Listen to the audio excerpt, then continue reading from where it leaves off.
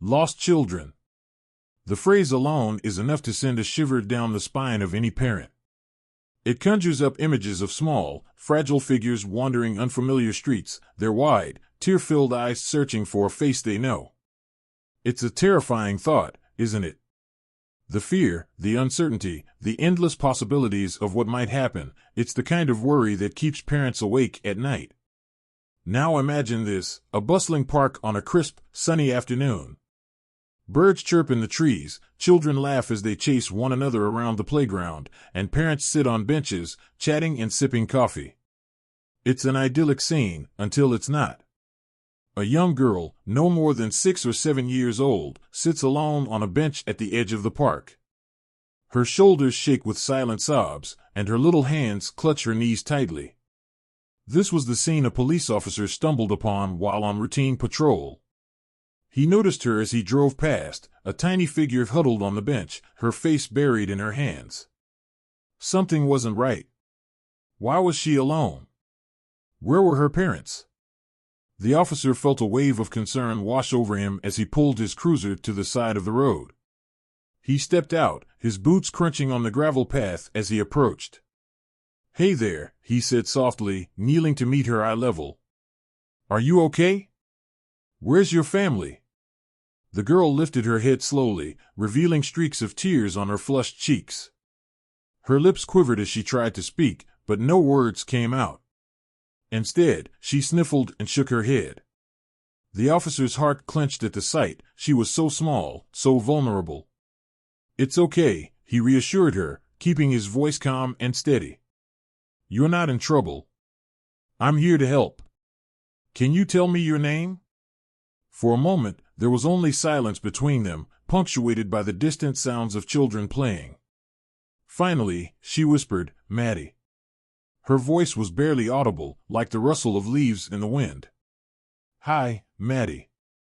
I'm Officer James," he said, offering her a small, encouraging smile. "Can you tell me what happened? Are you lost?" Maddie nodded, her big, watery eyes meeting his. I don't know where my mommy is," she stammered, her voice breaking. "She was right there, and now she's gone." The officer felt a pang of urgency. This wasn't just a case of a child wandering off to explore, it was clear she was truly lost and scared. "Don't worry, Maddie. We're going to find your mom, okay?" "I promise," he said firmly, pulling out his radio. He called in for backup, explaining the situation to dispatch. As he waited for assistance, he stayed close to Maddie, doing his best to keep her calm. "What's your mom's name?" he asked gently. "Sarah," she replied, clutching the edge of the bench like it was her lifeline. "She's got blonde hair and a blue jacket." "Blonde hair, blue jacket, got it," the officer said, mentally noting the description. "We'll find her, Maddie. I'll stay with you until we do. You're not alone." It was moments like these that weighed heavily on the hearts of officers. According to statistics, over 500,000 children are reported missing in the United States every year. That's more than 1,300 children every single day. It's a staggering number, one that paints a grim picture of how often these terrifying situations unfold. For the community, stories like Maddie's hit close to home. People worry about the dangers lurking around every corner. What if a stranger had found Maddie before Officer James did? What if she had wandered further away, out of sight? The possibilities were chilling to consider. As the minutes ticked by, Officer James did everything he could to reassure Maddie. "Do you like animals?" he asked, trying to distract her. She nodded hesitantly. "I like dogs," she mumbled. "Me too," he said, his tone brightening. "I have a big, goofy dog named Max. He loves chasing his tail. He thinks it's the funniest game in the world." Maddie's lips curled into the faintest hint of a smile. It was a small victory, but an important one. Just then, a frantic voice called out in the distance. "Maddie! Maddie!" The little girl's head snapped up, her eyes wide with recognition. "Mommy," she cried, jumping off the bench. A woman came running across the park, her blonde hair disheveled and her blue jacket flapping behind her. Tears streamed down her face as she dropped to her knees and pulled Maddie into a tight embrace. "Oh, thank God," she sobbed, holding her daughter close. Officer James stood back, giving them a moment. Relief flooded through him as he watched the reunion unfold. This was why he did what he did. Moments like these made it all worth it. The mother turned to him, her voice thick with emotion. "Thank you," she said, her hand still gripping her daughter's shoulders. "Thank you so much. I don't know what I would have done if," she trailed off, unable to finish the thought. "You're welcome," he replied, tipping his hat slightly. "I'm just glad Maddie is safe." The encounter ended with smiles and gratitude, but for Officer James, the weight of the situation lingered. It was a reminder of how quickly things could go wrong, and how important it was to act swiftly and compassionately. In a world where the number of missing children remains alarmingly high, this story was a testament to the vital role police officers play in keeping our communities safe. Every child deserves to feel secure, and every parent deserves the peace of mind that comes with knowing someone is looking out for their little ones. As Officer James knelt in front of Maddie, he couldn't help but notice how small she looked, her tiny frame dwarfed by the oversized bench. Her tear-streaked face was flushed, her eyes darting nervously between the officer and the distant playground. What had brought her here, alone and scared? And how long had she been sitting there, hoping for someone to notice her? "Hey, Maddie," he said softly, his voice carrying the warmth of a comforting hug. "I know you're scared, but I'm here now, okay? Can you tell me what happened?" The little girl hesitated, her small hands gripping the bench so tightly her knuckles turned white. Finally, she whispered, I was playing, and then Mommy wasn't there anymore. I tried to find her, but I couldn't." Her voice broke, and fresh tears began to fall. Officer James felt a lump form in his throat. How many parents lived in fear of a moment like this? A bustling park, an innocent game of hide-and-seek, and then, silence. A child gone. It was every parent's worst nightmare. He crouched lower, his face level with hers, and gave her a reassuring smile. "It's going to be okay, Maddie. I promise. We're going to find your mom." The wind rustled the leaves above them as Officer James reached for his radio. "Dispatch, this is Unit 47.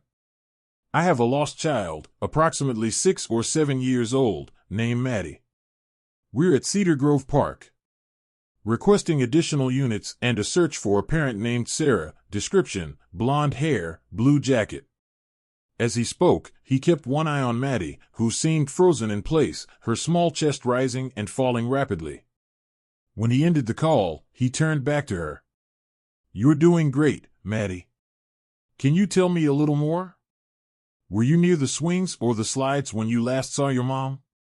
Maddie sniffled, her gaze dropping to her shoes. "The swings," she murmured. "I was swinging really high. Mommy said she'd be right back."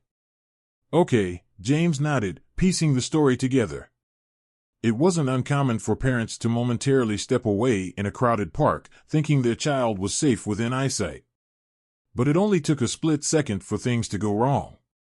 He glanced around the park, scanning the sea of faces, parents pushing strollers, kids chasing each other, a couple walking their dog. Could one of these people have seen something? The thought gnawed at him. What if Maddie had wandered into danger before he arrived? "Do you remember anything else, Maddie?" he asked gently. "Maybe what direction your mom went?" She hesitated, biting her lip. She said she was getting my juice. I thought she was coming back fast, but then her voice cracked again, and she wiped her nose on her sleeve. James felt the urgency rising in his chest. Where was Sarah? Was she searching for Maddie too, frantically asking strangers for help? He could only imagine the panic a parent must feel when a child vanishes, especially in a crowded place. "Okay, Maddie. Here's what we're going to do," he said, keeping his tone upbeat and steady. "We'll stay right here so your mom can find us, and my friends are going to help look for her. How does that sound?" She nodded faintly, her bottom lip trembling. Will she find me? James's heart ached at the question. She will, he said firmly. I promise you, Maddie. We won't stop until she does. Minutes passed, each one feeling longer than the last. James pulled out a small notepad and a pen from his pocket. Do you like to draw? He asked, holding them out to her. She hesitated but then took them, her tiny fingers gripping the pen. What should I draw? Anything you want, he said with a smile. Maybe something happy. Like your favorite thing to do with your mom. For the first time, Maddie's face softened. She began to sketch slowly, her strokes hesitant but deliberate. As she drew, James tried to keep the mood light. So, what's your favorite juice? Let me guess, orange. She shook her head. Apple, she said quietly, the corners of her lips twitching upward for a brief moment. Apple juice is a solid choice, he said with mock seriousness. My dog Max loves apples too. If he could talk, he'd probably ask for apple juice every day. Maddie giggled, a soft, fleeting sound that warmed James's heart. She held up her drawing, a stick figure of herself and another of her mom, holding hands under a bright yellow sun. That's beautiful, Maddie, he said, his voice filled with genuine admiration. We'll make sure your mom sees it soon, okay? Suddenly, a crackling voice came through his radio. Unit 47, we've located a woman matching the description near the north entrance of the park. She's asking about a missing child. James's pulse quickened. Copy that. Bring her over to the bench near the swings, he responded, turning to Maddie. Guess what? I think your mom is coming right now. Her eyes lit up with a mix of relief and hope. She stood, clutching the notepad to her chest as if it were a shield. Moments later, a woman came sprinting toward them, her blonde hair flying wildly and her face etched with desperation. Maddie, she cried, her voice cracking with emotion. Mommy! Maddie screamed, dropping the notepad and running into her mother's arms. James stepped back, giving them space as the woman knelt down, hugging her daughter tightly. Oh, my baby. I was so scared. Are you okay? I'm okay, Mommy, Maddie said, her voice muffled against her mom's shoulder. He helped me. She turned to point at James, who gave a small wave. Thank you, Sarah said, her voice thick with gratitude. Thank you so much. I looked everywhere, I thought. She trailed off, unable to finish the sentence. You're welcome, James said simply, his heart swelling as he watched the reunion. In that moment, the chaos and fear melted away, replaced by pure, unfiltered joy. Maddie was safe, and her mom's worst nightmare had ended. As they left, hand in hand, James picked up Maddie's drawing from the ground. The image of the sun shining down on a mother and her child felt like a perfect ending to a harrowing afternoon. Moments like this reminded him why he'd chosen this line of work, because even in the darkest moments, there was always hope waiting to be found. 2 days after the emotional reunion at Cedar Grove Park, Officer James was in the middle of his usual morning routine at the station, answering emails, reviewing reports, and sipping lukewarm coffee that had long lost its appeal. It was shaping up to be an uneventful day, and he hadn't given much thought to the incident with Maddie. For James, helping lost children was part of the job, a moment of kindness that rarely extended beyond the day it happened. But then, just as he was about to dive into yet another report, a commotion broke out near the station's front desk. James glanced up, eyebrows furrowing as he heard an officer call out, James. Something just came in for you, you're going to want to see this. Curiosity piqued, he walked toward the counter. In the hands of a fellow officer was a large, brightly wrapped box, the kind that screamed special delivery. The paper was covered in colorful balloons, and a shiny bow sat perfectly in the center. What is this? James asked, eyeing the package. No idea, the officer replied with a shrug. Delivery guy said it's for you. Thought it might be. I don't know, fan mail? Fan mail? James chuckled at the absurdity of the idea. He wasn't a celebrity or some social media sensation. Whatever it was, it had his name written on it, bold and unmistakable. As he untied the bow and carefully peeled back the wrapping, a small crowd began to gather, curious about the mysterious package. Inside was a neatly folded letter sitting atop a bed of tissue paper. James unfolded the note, his heart skipping a beat as he recognized the shaky, childlike handwriting. Dear Officer James, thank you for helping me find my mommy. I was so scared, but you made me feel safe. You're my hero. Love, Maddie. He stared at the words, his throat tightening. It wasn't just a thank you note, it was a bridge between two worlds, a child's gratitude expressed in the purest way. But that wasn't all. Beneath the tissue paper lay a small, homemade scrapbook. The first page featured Maddie's drawing of herself and her mom under the yellow sun, the one she'd sketched while waiting on the park bench. Next to it was a photograph, likely taken shortly after the reunion. Maddie was beaming, holding her mother's hand, and in the background was James, smiling faintly, unaware the moment was being captured. Oh, wow, James muttered, his voice barely above a whisper. But the surprises didn't stop there. As he flipped through the pages, each one carefully decorated with stickers and little captions, he noticed something at the very back, a sealed envelope marked open last. His fingers hesitated over the flap. What could possibly be inside? His mind raced with possibilities. Was it another note, a keepsake, or something else entirely? The anticipation in the room was palpable as his colleagues leaned in, their curiosity matching his own. Finally, he opened the envelope and pulled out its contents, a gift card to a local coffee shop and a smaller handwritten note that read, Officer James, you might think this is just another day at work for you, but to us, it was everything. Maddie still talks about how kind you were, and she wants to buy you a cup of coffee because, in her words, heroes need to stay awake. Thank you for being there when we needed you most. Sarah. James exhaled a shaky breath, the weight of the gesture sinking in. A cup of coffee might seem trivial to most, but to him, it was a reminder of why he joined the force, to protect, to serve, and sometimes, to make a scared little girl believe in heroes. The room erupted in applause and good-natured teasing. Looks like someone's got a new fan club, one officer joked, slapping James on the back. But as James chuckled and shook his head, a pang of emotion lingered. The job wasn't always like this.